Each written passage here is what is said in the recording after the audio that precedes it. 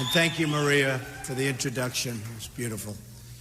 And for the work that you and your organization do to honor these stolen American lives, and that's what they are, stolen American lives, and to advocate for justice on behalf of all American victims. We thank you, and thank you, folks. What you have to go through is unbelievable. I'm honored to be here today and to shine a national spotlight on a group of victims who have been forced, and I mean truly forced, into the shadows.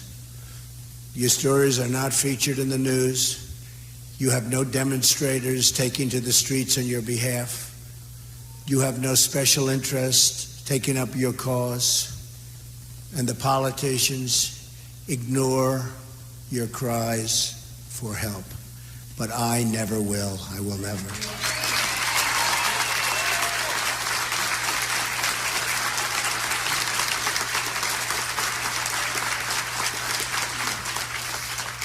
And I've known many of you for a long time now. It seems like a long time, but I'm still here and you're still here, right? I'm still fighting. I've met many incredible people during the course of this campaign, but nothing has moved me more deeply than the time I've spent with the families of the Remembrance Project. Folks in Remembrance, by the way, are doing such an incredible job.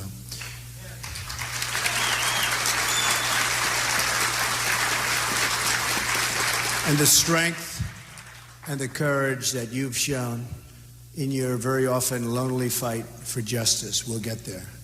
You are the heroes, you are.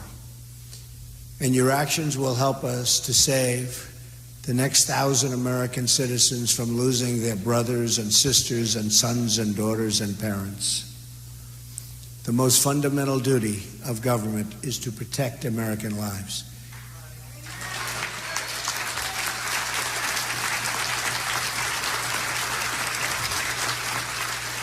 Anyone who fails to understand this is not fit to hold public office.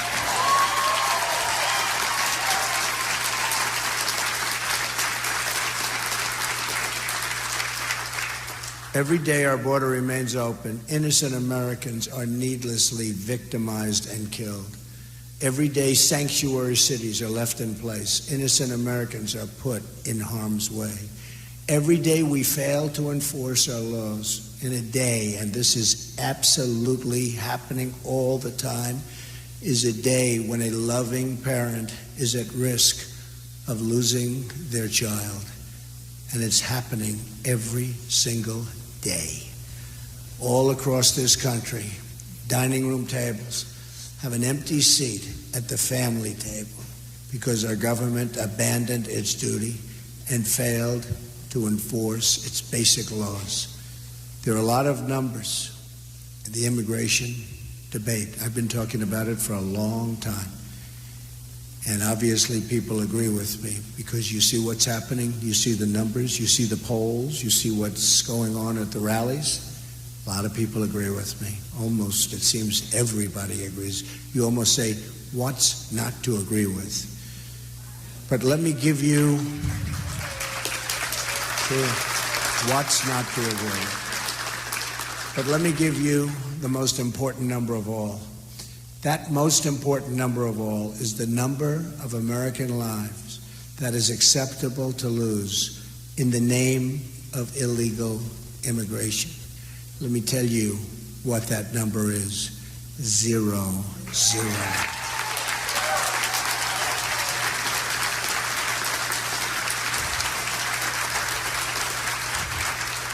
Our nation should not accept one lost American life because our country failed to enforce its laws. What do you tell the mother who just buried her daughter because someone was released at the border who should have been sent home or should have been imprisoned in another country?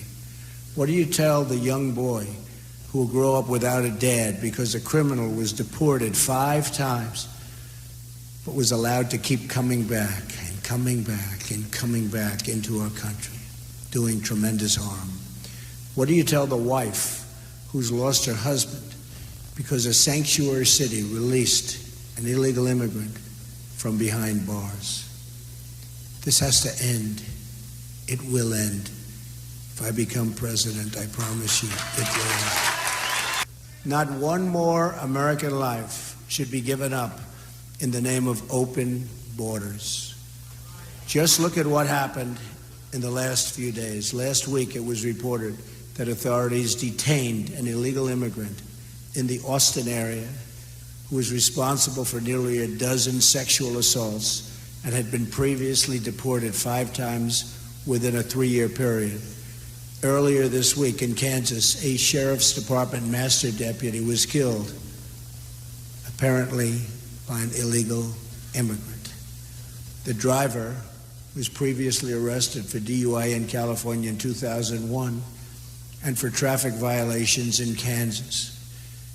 Deputy Collins was killed only hours after his daughter's 4th birthday.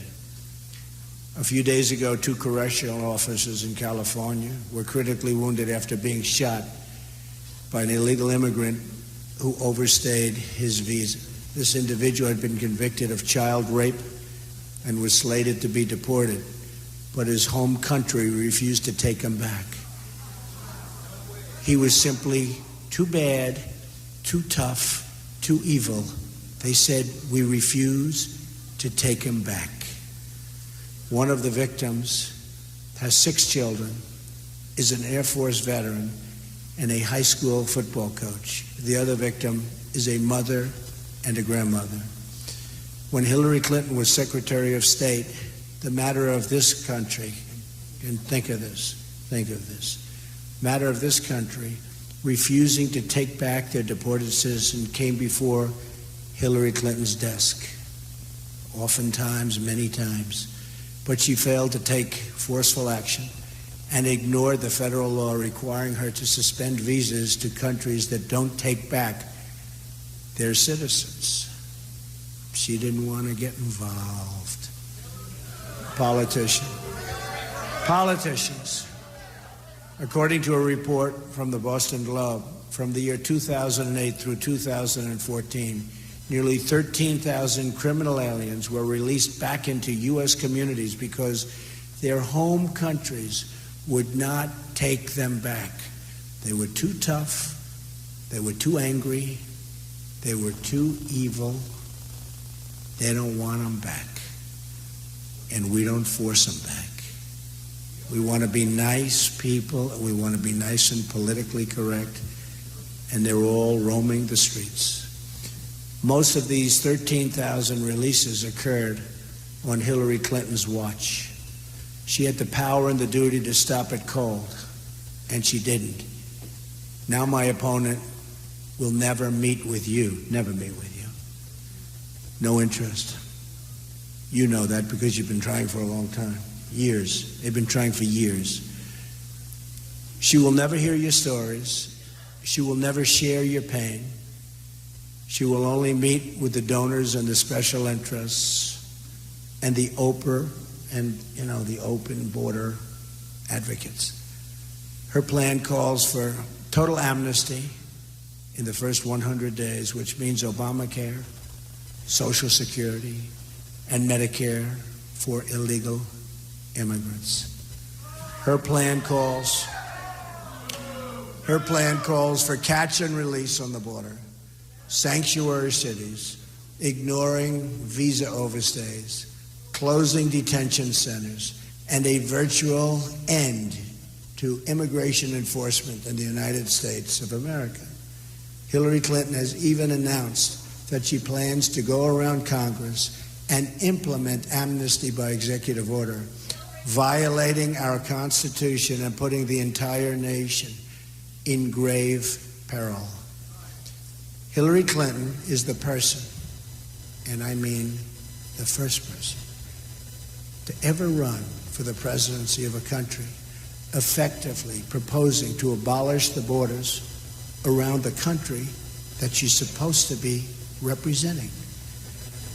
But the media doesn't want you to know that.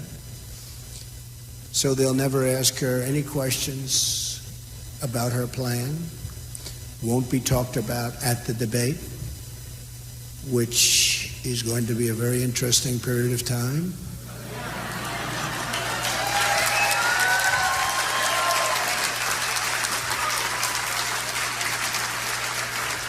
Like how she'll afford to give lifetime welfare and entitlements to illegal immigrants, or how many people will be victimized because of the illegal immigrants that will be released from federal custody, right at the border or inside of the border. She's not asked to explain what she'll say to the American workers who lose their jobs when she prints out millions of work permits for those here totally against the law, many of whom have very, very substantial problems. Your cause and your stories are ignored by our political establishment because they are determined to keep our border open at any cost. To them, your presence is just too inconvenient. That's all it is. It's an inconvenience. But help is coming, I'll tell you that. Help is coming.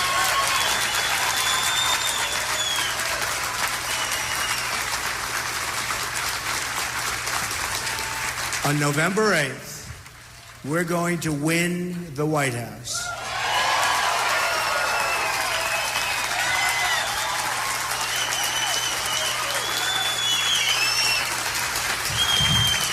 And we are going to deliver justice for every American family and every single American victim.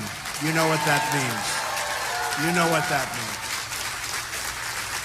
Together, we will save American lives and prevent the next 1,000 American parents from suffering the same fate as the people in this room today. Their loved ones will not have died in vain, believe me. They will not have died in vain. Since 2013 alone, think of this. Since 2013, the Obama administration has allowed 300,000 criminal aliens to return back into the United States and its communities. These are individuals encountered or identified by ICE, but who were not detained or processed for deportation.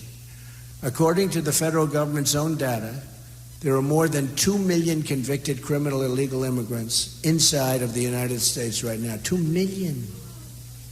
Then we wonder, why do we have such crime? Why do we have such violence? And this is true violence. This is violence like most people have never even heard of before. However, this figure does not include the many individuals who have committed crimes but escaped justice, fled the jurisdiction, or were otherwise never caught. And many of the folks are in that position where you even sometimes know who they are, and yet they're never caught. We're going to catch them.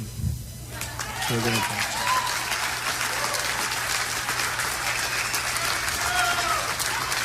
Many crimes committed by people here illegally remain open cases, and yet our government knows a lot about the people that did it. But they don't go after them. They've killed people. They don't go after them.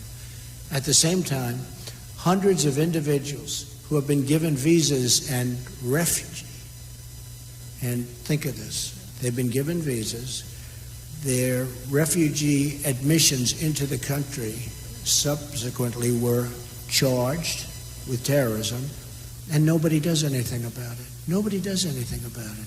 It's the most unbelievable thing that I've seen. That's why it's become a personal passion for me when I see these people. And there's so many people. Remembrance Project, there are so many people.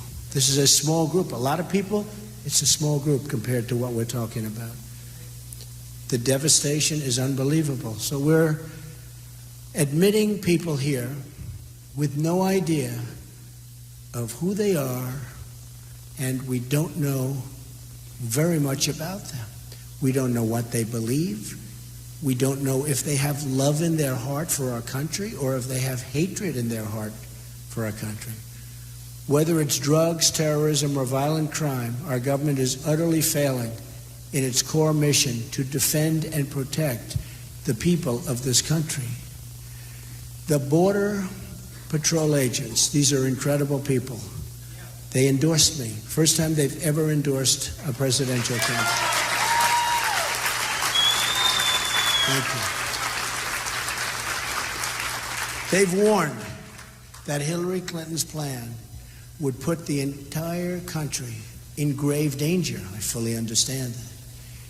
They called it radical, deeply dangerous, and warned it would trigger an unprecedented national crisis.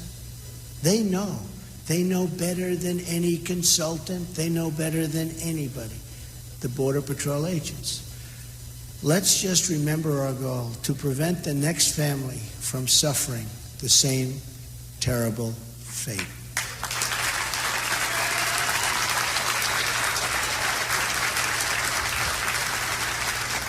That is what is at stake in this election. So I am now going to invite some of the bravest people I know, and I mean that 100%, to come up here and speak. Let's start maybe from this side. We've picked 5 families, and if you could say a few words. So how about we start over here? Come on. Perfect. Thank you. Thank you, everybody. Thank you so much. Thank you so much for being here. My name is Laura Wilkerson, and our son Joshua was killed in 2010. He was brutally beaten, tortured, strangled to death, and then his body was set on fire. We sent out letters to every presidential candidate on the Republican side, and the only one we got back was from Mr. Donald Trump. He's really given us a voice. Our goal is to help people when this happens to them in their life. The first goal is to stop it, but we know there'll be more before it's stopped, and we want to be able to help them with burial expenses and legal counsel if need be, and to tell them that we have rights. We should have more rights than the killer.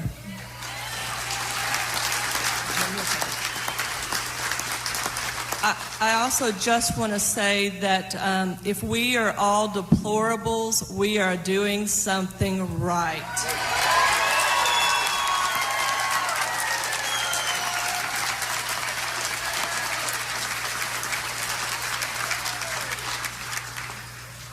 My name is Brenda Sparks. My son's name was Eric Cepeda.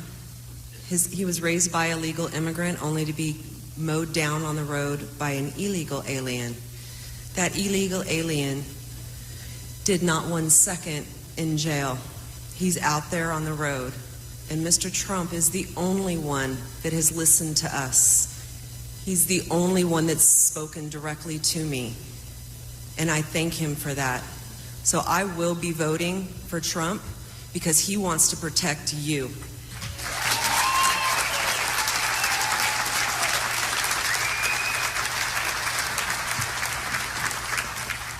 My name is Julie Golvach, and my son Spencer, in the sanctuary city of Houston, Texas last year, was driving home and was sitting at a red light when an illegal alien on a shooting spree drove by and shot him in the head. He died alone in his car. I want to thank Mr. Trump for bringing this issue to the national attention.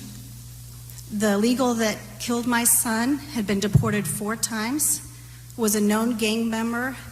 He had burglary, assault, and attempted murder on his record, and he was still driving and presumably working and living fine in Houston, Texas.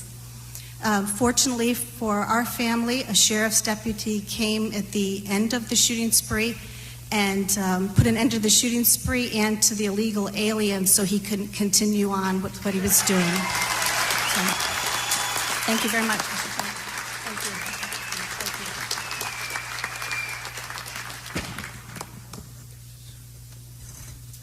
Hi, my name is Agnes Gibney.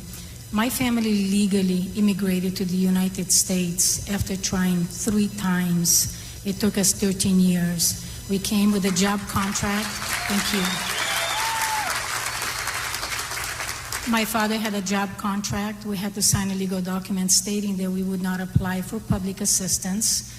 And the ironic thing about it is an illegal alien murdered my son, my only son, who had been previously deported. My biggest fear is that anyone would have to go through the life sentence that I live with and other families live with because of what this guy did to our family. I will never have the chance of having my son tell me happy birthday. Next month is my birthday, and all I want for my birthday is a new president, Donald Trump.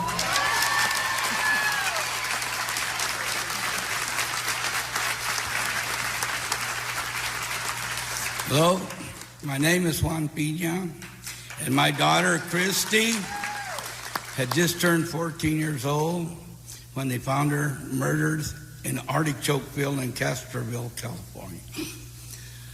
She had been strangled, she had been stabbed, she had been raped, sodomized, and they threw her nude body in the field in February in the rainy season.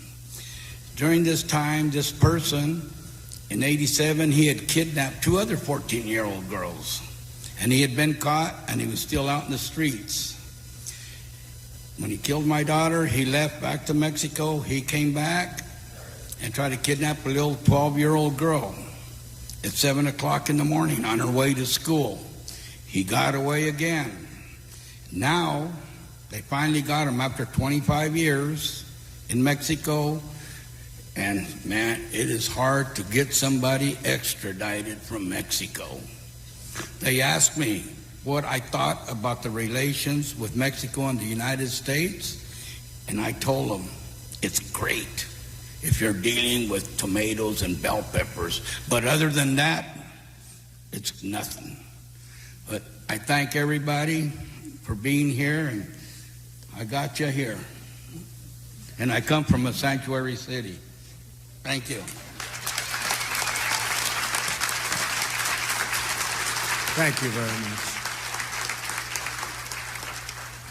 These are a few of the stories. There are thousands of these stories, and we have to work very hard and we have to be very smart. These are truly wounded families, and sadly, they'll never be the same. I spoke to some of the families we met for an hour backstage, and I said, does it get better with time? And they actually said, it doesn't, and sometimes it gets worse with time, which is something that's incredible. So I just want to thank all of the folks. It's great, brave people. And they're representing a lot of other people, a lot of thousands and thousands of people where similar things have happened.